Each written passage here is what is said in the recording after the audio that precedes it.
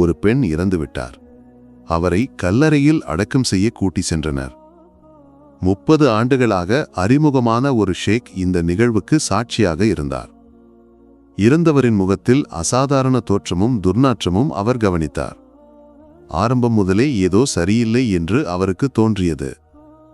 இருப்பினும் பிரேதத்தை குளிப்பாட்டுவது மற்றும் பிற சடங்குகளை முடித்து உடலை கல்லறைக்கு கொண்டு சென்றனர். கல்லறையில் வந்தபோது அங்கிருந்தவர்கள் அதிர்ச்சியடைந்தனர். பிரேதத்தை படுக்கையிலிருந்து எடுக்க 5 அல்லது 6 பேர் முயற்சித்தும் அது அசையவில்லை. ஒரு பெரிய பாரம் போல அது அங்கேயே இருந்தது. ஷேக் தனது வாழ்நாளில் இப்படியொரு நிகழ்வை பார்த்ததில்லை. அவர் புத்தகங்களையும் ஃபத்வாக்களையும் ஆராய்ந்தார். ஆனால் இதற்கு எந்த விளக்கமும் கிடைக்கவில்லை.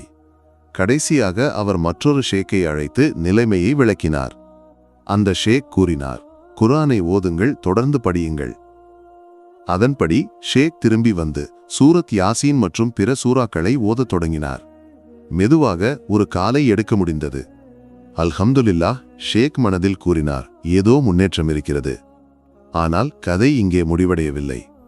பிரேதத்தை கல்லறையில் இறக்க 3 மகன்கள் முயற்சித்தனர். திடீரென பிரேதம் மீண்டும் பாரமாக மாறியது. மகன்களால் அதை பிடிக்க முடியவில்லை. அவர்கள் கல்லறையில் விழுந்தனர், பிரேதமும் விழுந்தது. ஷேக் குர்ஆன் படிப்பை தொடர்ந்து அனைவரையும் வழிநடத்தினார். இந்த நேரத்தில் ஒரு மகன் தொடர்ந்து அழுது கொண்டிருந்தான். ஷேக் கேட்டார், உனக்கு என்ன, ஏன் அழுகிறாய்? மகன் கூறினான், தயவு செய்து என் அம்மாவின் பெயரை யாரிடமும் சொல்லாதீர்கள். அவர்களை பாதுகாக்கவும். ஷேக்கிற்கு ஒன்றும் புரியவில்லை. உன் அம்மாவை பற்றி நான் என்ன சொல்ல வேண்டும் என்று கேட்டார். மகன் பதில் சொல்லவில்லை. சடங்குகள் முடிந்தபின் மகன் தனது அம்மாவின் முகத்தை மீண்டும் ஒருமுறை பார்க்க விரும்பினான். ஷேக் கல்லறையிலிருந்து வெளியேறி மகனை முகத்தை பார்க்க அனுமதித்தார். முகத்தை பார்த்த மகன் அழுது கொண்டே வெளியே ஓடினான். ஷேக் கேட்டார், உன் வாக்குறுதி என்ன நடந்தது என்று சொல்வதாக சொன்னாயே? மகன் கூறினான், இல்லை, என்னால் சொல்ல முடியாது. ஆனால் ஒரு விஷயம் சொல்கிறேன். நாங்கள் அடக்கம் செய்த அந்த பெண் என் அம்மா இல்லை. நான் பார்த்த முகம் அது கருப்பு கல் போல இருந்தது. மாதங்கள் கழித்து இந்த மகன் மீண்டும் ஷேக்கை சந்தித்தான்.